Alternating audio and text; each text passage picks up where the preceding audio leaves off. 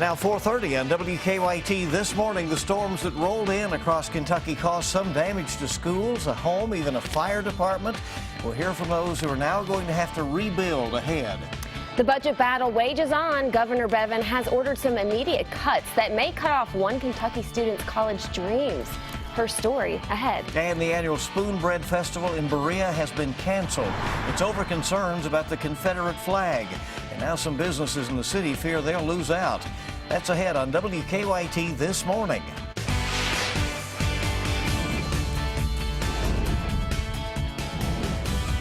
This is WKYT This Morning. Good morning. It's Friday, and we welcome you into WKYT. I'm Bill Bryant. And I'm Michelle Chamberlain. I like that tie. Oh, thank you. It's very festive and spring-like. Thinking spring, right? Yes, you are. Even though I think this weekend we're going to have to, realize it is spring, but it won't feel like it yeah, for the that's next very true. Few days. Meteorologist Micah Harris is here. The storms are calming down, and here we're left with some cooler weather. Yeah, that cooler weather will start to filter in. The good news here is, for today, rather, excuse me, for today is we're going to drop temperatures, but we're dropping it from 75, 73 across the region. So you drop it about 10 degrees and you're still in the low to mid 60s. And that front's trying to make its way through. You see those showers out and about. No thunderstorm activity at this moment. 60s south and southeast, and then we're sitting there in the 50s across the region as that cooler air tries to get on in here. It will dry out as we work our way into the afternoon. We'll talk about that coming up. What are you trying to say? We'll have all the forecast for you here in just a little bit when Micah clears it out this morning. There were some severe storms in Kentucky last night. They did cause some damage in parts of the Commonwealth. Yeah, in Breckinridge County, southwest of Louisville, part of the roof of Breckinridge County Middle School blew off. Students were inside at the time, but no one was injured. The school didn't release students for the day until that storm had passed.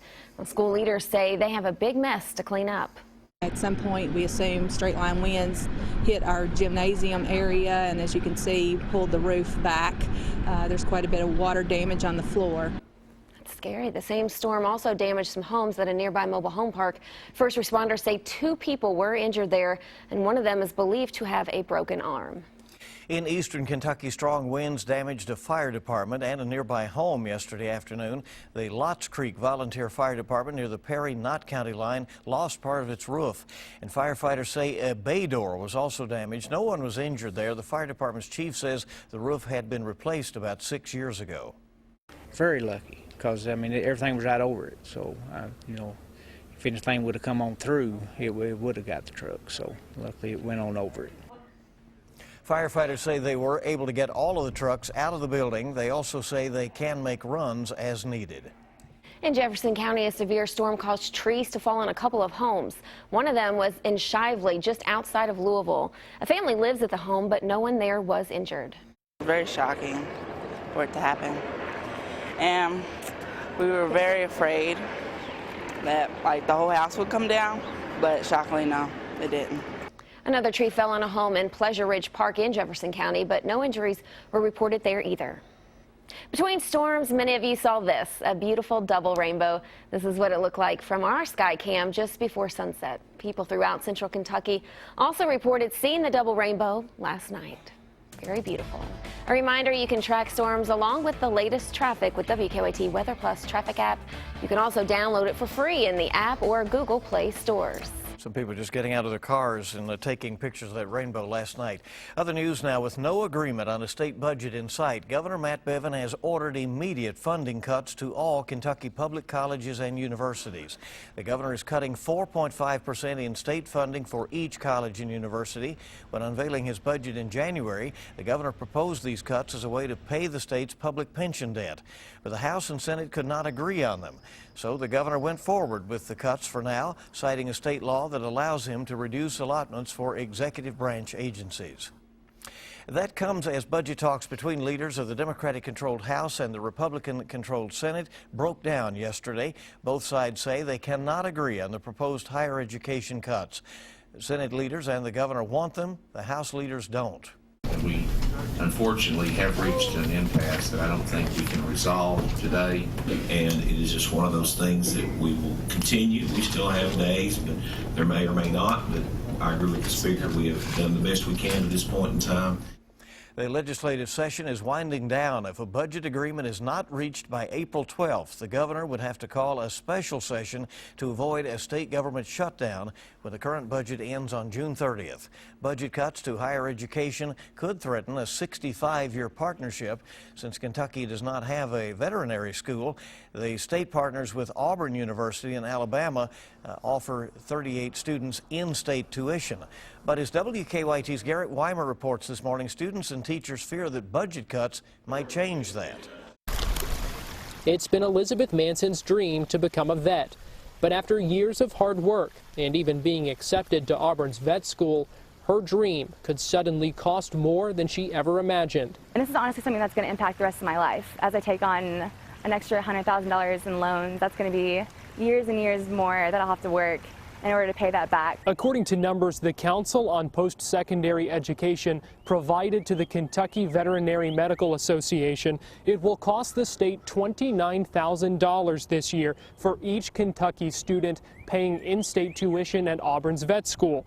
The KVMA says projected budget cuts reduces the number of those spots from 38 to 22. These are border. KVMA President Dr. Alice Mills says she fears losing more of those in-state seats every year, eventually making it unaffordable for Kentuckians to go to vet school. We're not just taking care of puppies and kittens. We're the people who are in the front line that are keeping our food safe and our public safe. Elizabeth Manson says she's committed to Auburn, but between her schoolwork and other responsibilities, she's keeping an eye on Frankfort, hoping lawmakers will do something to help her and those 15 others. I know for me, I've dreamed about this my entire life, and just to finally get it and then be hit with this blow was just very, very hard. At the Capitol, Garrett Weimer, WKYT. Students have to finalize their commitments to vet schools by April 15th, even though a state budget may at that time still be in limbo. Corrections leaders are looking for an inmate they say walked away from a Lexington prison. They say 32-year-old Jason Arnold was reported missing from Blackburn Correctional Complex just before 8 o'clock last night. He's serving a 10-year sentence for theft, forgery, and evidence tampering convictions out of Madison County. Arnold would have been eligible for parole in August.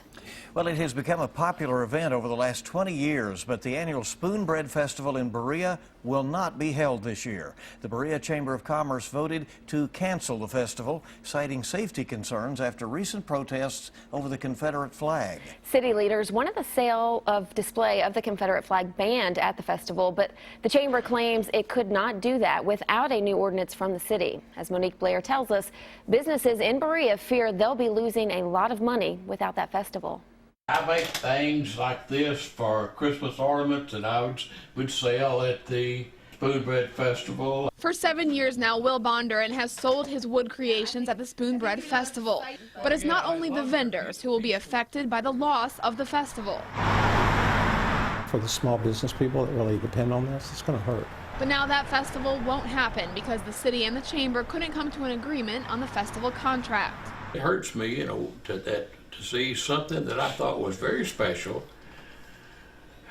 lost because two groups could not agree on it, could not compromise. According to the Berea Chamber of Commerce, last year the Spoon Bread Festival drew in more than 60,000 people to the city. People from all over the state, just not Berea, people from out of state that come to it because they've heard about the spoon bread and they want to taste it. All 63 rooms at the Boone Tavern, a Berea hotel and restaurant well known for its spoon bread, are booked the weekend of when the festival was supposed to be. They always make a reservation a year ahead. I'm sure when they find this out, they will consider maybe doing something else, so we might lose some reservations from that. General Manager Gary McCormick estimates the tavern could lose as much as $15,000 from the loss of the festival. I feel really disappointed. Economically is one thing. I just disappointed our community couldn't work this out. In Berea, Monique Blair, WKYT. All right, controversy there. Our time this morning coming up on 4:40. WKYT and your Friday morning is just getting started. Good to have you with us today. They say diamonds are a girl's best friend, but whether you have diamonds or not, we'll take a look at how you can make the most of your jewelry ahead on WKYT this morning. And that front's trying to push on through, and once it does, it pushes the rain on out and some cooler air filters on in. We'll show you a chilly weekend forecast coming up. Now, your hour-by-hour forecast with meteorologist Micah Harris. We're still trying to get that front on out of here, and with that front, you have some showers out and about early this morning. No real thunderstorm activity. That really fell apart once we hit midnight. After midnight, things just kind of settled down just a bit, but half of the region picking up on some of these showers outside early this morning. Let's start with the northern zones. As you see, just bits and pieces of showers through Flemingsburg. Carlisle up 68, and then you work your way down toward the Mountain Parkway. Also 421 down more toward McKee. Looking pretty good. A few showers back toward the southeast, too. So all in all, it's just a few showers here and there. Some of these could be heavy downpours, maybe even a rumble of thunder as you work your way down toward Middlesboro and also make your way through Whitley County, Bell County, and also Knox County. And look at these temperatures. You can see where the front's located right through here. 60s to the south of it, 50s back toward the west and to the northwest. And what we're going to be dealing with as we go through the day, temperatures will still rise, so it's not a huge cold front, but we'll be there in the lower 60s later on this afternoon with dry conditions. Now, I say dry, it's mostly dry. About 90% of us will stay dry. Can't rule out a 10% chance later on this afternoon for the northern half. So the northern half of the viewing area, you could have a sprinkle, a passing light shower, but that's about it. Off into the evening and night, things try to kind of spread apart with those clouds. Then we get into your weekend. Your weekend's going to be much cooler, so that drier air filters on in. Not only drier, but cooler too. You won't really feel it today big time. It's really for the weekend that you actually feel it with those highs there in the lower 50s. And then a hard freeze is possible as we slide off into Sunday morning. It's possible, not likely, okay? So that's something to watch out for as we continue to travel towards your weekend, trying to plant those seeds. You just still don't want to do that. And trying to cover those plants up that already has the buds on them. Now, here we go with the 7-day forecast. The morning chance of rain, once again, you could have a slight chance for the northern half later on this afternoon, but other than that, we're good to go. Slight chance there on Saturday. Most of your weekend stays dry. I don't really see much of a chance of rain there on the weekend, but look at that overnight low at 27. Now, that's been bumped up from 24 early on in the week. So what you're seeing is a warming trend there for the overnight lows. We'll see if we get it above 32 degrees when it's all said and done. There on Monday, here comes another front at 65 degrees. Now watch this. We drop it right back down to the 40s there on Tuesday. And then we bring it right back up on Wednesday. And then guess what? Just for fun, we'll drop it right back down on Thursday. And we talked about this all week long, how this roller coaster ride is not stopping anytime soon. The next couple of weeks, it will continue to go through its peaks and valleys and continue to mess with us in our throats and everything else from earlier. I couldn't get it going, man. I started talking. I was like, well, I can't get that It's out. early. Yeah, it's springtime in all its glory. That's right. Yeah. 4:46 is the time right now, and today's Mom's Everyday Minute is all about jewelry. Yeah, do you spend too much time wondering what necklace or earrings you should pair together? I know I do. Or maybe, what am I going to wear with a certain outfit, right? Don't you deal with that every day, Bill? You have that issue, right, I guess? Yeah. Looks Kind of nice. fun, though. The necklace looks good today, right? Oh, thank you, Bill. All right. So here are some tips on how to coordinate your jewelry. Hi, today we're with personal stylist Crystal Marks, and we're talking about accessorizing with jewelry. Some great tips for us. Yes, just some really simple, basic things. I get these questions all the time. So some really basic principles on learning how to style with jewelry is if you're wearing a bold necklace, like these for example, so let's just hold this up, you're going to want to do a really light earring. Okay. So maybe a post or just a little, a crystal or a gold. One pop of interest. One pop of interest. Yeah. We just want to, create one thing of focus. It's the balancing act. All right. Another thing, like if we're doing bold earrings, for example, aren't these fun? They're beautiful. Really fun. Yeah. You would definitely want to do a more delicate necklace. So something like this that's very almost not even there. Something really light. Maybe you have something that's sentimental to you. You could just put it on right there. And that's a great way to add. Yeah, great way to add balance. So, but what you want to do with both cases is always create an arm party. So you want a lot of going on here. Okay, the arm party, no matter what you're wearing. No matter what, it's the thing to do. Love it. Thank you. Arm party, I like that. So for these tips and more, just go to WKYT.com and click on Moms Every Day. Do you ever know about an arm party, Bill? It's like the old watches for sale. All right, 4:47 this morning on WKYT, and we're back with more in just a moment for you. In Virginia, a training exercise ended with a shooting. A state trooper and the suspect were killed. A closer look at the investigation ahead on WKYT this morning.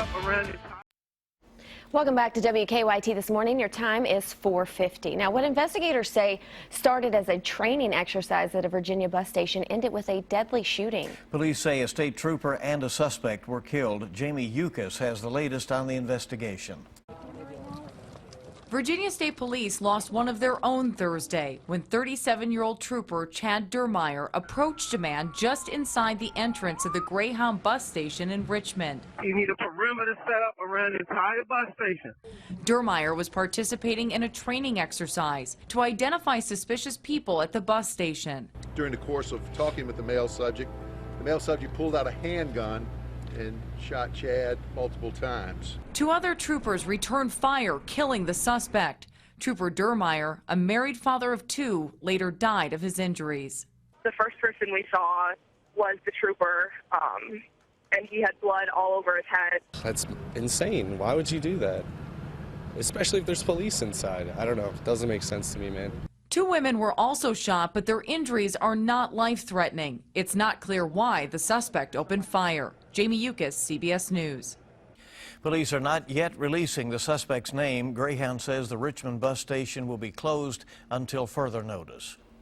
A wrongful death lawsuit has been filed over the death of a Whitley County child caused by a school bus. 10-year-old Jonathan Chatham died last year when police say a Whitley County school bus hit him after he stepped off the bus. In the lawsuit, his parents claim he died because of the bus operated in a negligent and reckless manner. Now, more than a dozen defendants are named in the lawsuit, including the superintendent, school board, and bus driver. The lawsuit asks for a trial by jury and demand damages in the form of medical expenses and pain and suffering. Kentucky Senator Rand Paul claims he'll be making, quote, a major endorsement announcement today. Now, through his official Twitter account, Senator Paul also claimed the announcement would be huge, a term Republican frontrunner Donald Trump often uses. Senator Paul dropped out of the presidential race earlier this year, but he has yet to endorse any of the remaining candidates. Today is April Fool's Day, and it's worth noting that Senator Paul has been known to use social media as a way to joke around. So we'll see, and we'll follow that up today. A movie showing at the Kentucky Theater helped raise money for a good cause. A special advance screening was held last night for Harry and the Snowman. The movie tells the story of Snowman, a horse who was rescued from slaughter at the last minute and went on to be a champion show jumper in the 1950s and 60s. The screening raised money for the Maker's Mark Secretariat Center out at the Kentucky Horse Park. Well, it's 4:53 now on WKYT this morning, rolling toward the 5 o'clock hour, 7:02, but that's Getting ahead of yourself there, That's Bill. right. A lot more news is coming up for you here on your Friday. Yeah, we'll have another look at your morning forecast coming up. Hey, good morning. Welcome back into WKYT this morning on your Friday. Good to have you with us. It's 4:57 here in a couple of seconds. Yeah, it's April 1st, and I'm trying to think of a way to fool you. I don't know what to do yet, but we'll think about it. Now it's time to take a look at some of the stories we're working on this morning. In the news this hour, no agreement on a state budget in sight. Governor Bevin has ordered immediate funding cuts to all Kentucky public colleges and universities. The governor is cutting 4.5% in state funding for each college and university. We're following up the state's budget battle coming up at 5 o'clock in a report on WKYT this morning. No fooling in the weather. It's calming down out there right now. Let's check in with meteorologist Micah Harris. We have one lone thunderstorm, and that's down in Whitley County, just south of Williamsburg, heading eastbound. Other than that, showers out and about. And what we're going to be talking about in the next couple of hours of WKYT News is about pushing this rain out and what's back behind that that's rushing on in. Some much cooler air. We're going to talk about that coming up once again with the next 2 hours of WKYT News. Our nation's capital on a rainy start to April. We'll see you back here in a couple of minutes.